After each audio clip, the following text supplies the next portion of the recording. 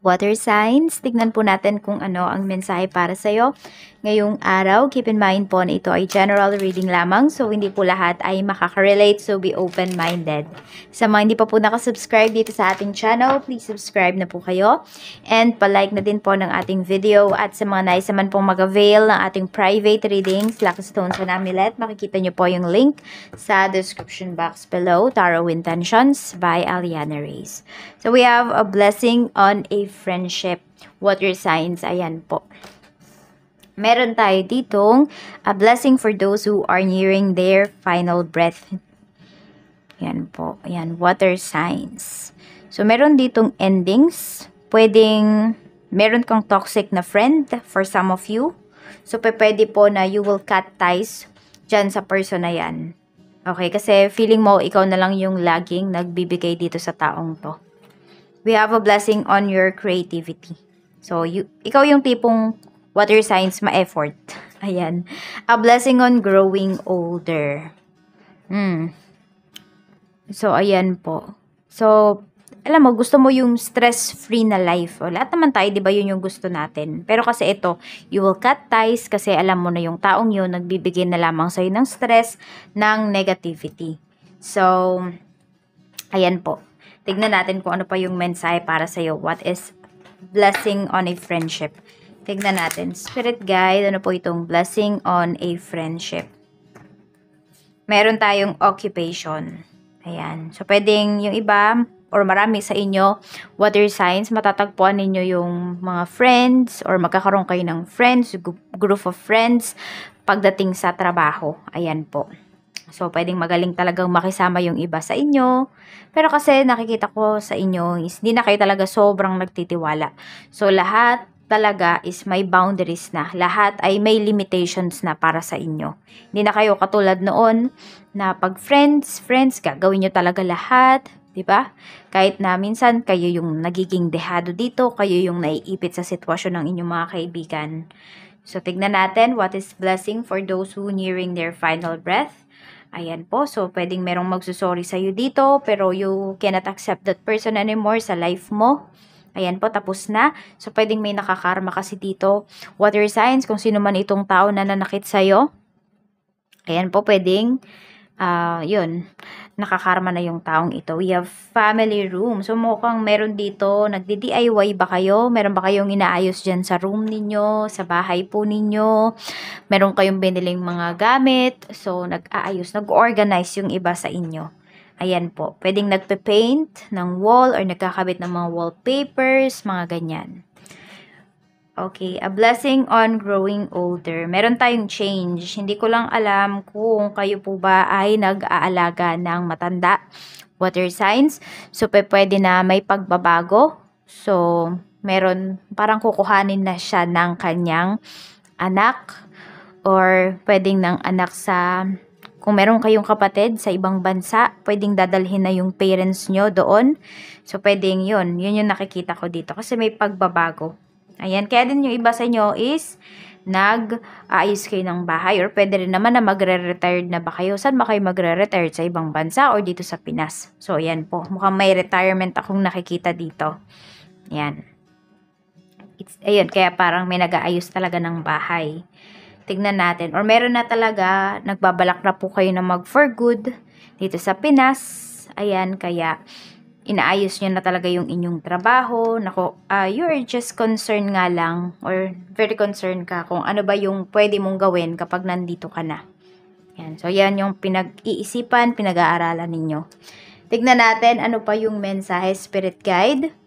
Mensahe pa po natin for water signs pagdating sa trabaho. Spirit guide, pagdating po sa trabaho, kamusta naman po si water signs? Ayan, pagdating sa trabaho, spirit guide, kamusta po si water signs? Meron tayo ditong page of cups. Ayan, so yun nga, sabi ko nga sa inyo, pwedeng mayroon kayo ditong mga magiging kaibigan, pero hindi na yung katulad ng dati na talagang very open kayo. Very vulnerable kayo pagdating sa inyong mga kaibigan. Yan. So, pagdating sa trabaho, Meron din akong nakikita dito, pwedeng may humahanga sa inyo dyan, water sign sa inyong trabaho. Pwedeng hindi sa physical features mo, pwedeng more on hinahangaan ka ng taong to dahil sa trabaho mo. The way you execute your job or your work yon. Hindi siya parang hindi siya parang nagiging more on nagiging inspiration ka ng taong to. Ayun na lang. Yun yung sabihin natin. Oo. Pero hindi siya romantic, okay? Inspiration ka niya. Parang namomotivate mo siya. Ganyan. Ginagawa ka niyang, parang idol. Ganun. Meron tayo ditong justice. Pagdating naman sa iyong negosyo. So, maganda po yung energy natin. Sabi nga dito is, tignan mo daw lahat ng sides, okay? So, tignan mo lahat ng sides, lahat ng pros and cons pagdating dito sa iyong negosyo. Makakatulong po yan sa'yo. Huwag lang din lagi na puro positive yung tinitignan ninyo. Tignan nyo din, ano ba yung negative side ng inyong negosyo. Puntahan nyo yun at aralin ninyo, gawan ninyo ng solusyon. Maging kayo dito, maging balanse. Iyon po yung sinasabi sa inyo. Pwedeng ganito, may mga tao na nagbibigay sa inyo ngayon, water signs ng hindi gaanong maganda na mga feedbacks. Ayun, so paano ba ninyo i-handle yung mga feedbacks na yun? Actually, pwede naman yan ay mga constructive criticism, yung mga binabato sa inyo. Yan, para ma-improve nyo pa yung inyong business. So, minsan, yung mga ganyan, huwag nyo lang titignan as negative yan. Pwedeng may tinuturo po yan sa inyo, yung mga nanonotice ng mga clients mo. Yan, sabi nga maging balanse ka dito. Tignan mo yung pagkakamali mo. Tignan mo kung paano mo ba yan itatama. Okay? Pero syempre, pag sobra na yung mga sinasabi sa inyo, ay pubalag naman na din kayo. Pero ayan po, yan tignan mo. Concerning kasi yung mga feedback sa inyo. I mean, concern pala yung inyong mga kliyente. Okay?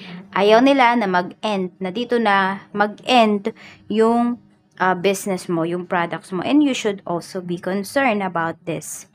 Tignan natin kung ano pa ang mensahe para sa'yo pagdating sa pera. We have 10 of Wands. Working too hard or too many hours. The need for balance in life, let others help you. Ayun, health problems due to stress. Na-stress yung iba sa inyo. Pwedeng ito po ay, yung iba talaga pwedeng sa bahay yung inyong trabaho. Or pwedeng sa office. Yan po. So, pagod na pagod yung iba sa inyo. Kung meron pong makakatulong sa inyo, yun nga, kaya hindi nyo talaga na marunong kayo talagang makisama. Water signs pagdating sa trabaho para, alam mo yun, meron kayong makakasundo dito at mayroon kayong medyo mahihingan ng tulong. Yan. So, stress yung iba sa inyo pagdating sa inyong kaperahan. Yan. Ang daming trabaho pero pwedeng maliit yung pasweldo. Yung iba sa inyo din, pwedeng madalas kayong nalilipasan ng gutom. Kaya, ayan ha. Ingatan po ang health kasi, ayan, pwedeng magastosan yung iba sa inyo. Meron akong nakikita dito, pwedeng as of this time, pwedeng wala kayong pambili ng gamot. So, herbal medicine yung iba sa inyo. Tignan natin, pagdating sa love life, we have naman 2 of Wands. So, may papaalis talaga. Ayan po. So, pwedeng doon na talaga kayo. Kung saan man kayo pupuntang bansa, pwedeng doon nyo na makilala yung inyong mapapangasawa. Lalo na syempre sa mga single dyan. Or dyan na kayo for good talaga. Ayan po. So, planuhin nyo talaga kung saan nyo ba gusto. At dapat ready talaga kayo. Ikaw man ito ngayon or kayo ng person mo, ng asawa mo, dapat prepared kayo. Hindi pwede kasi na kunwari nandun na kayo, tapos biglang nagbago yung decision ninyo, hindi nyo pala kaya, uuwi na lang kayo. So, sayang po kasi yung gagastusin. Kaya pag-isipan lahat ng hakbang ngayong araw na ito. So, hindi lang ngayong araw na to, lahat ng mga big decisions ninyo in life. We have number 2, 10, 9, 21, 14, 34, 38, 19, 43, and 14. Yan po yung inyong mga lucky numbers. At i-cleanse na po natin. Inaalis na natin ang blockages sa life ni water signs. Even sa health, kung meron kang sakit, magaling ka na. Maraming salamat. Mag-ingat po kayo always. Alis na ang lahat ng blockages sa life ninyo.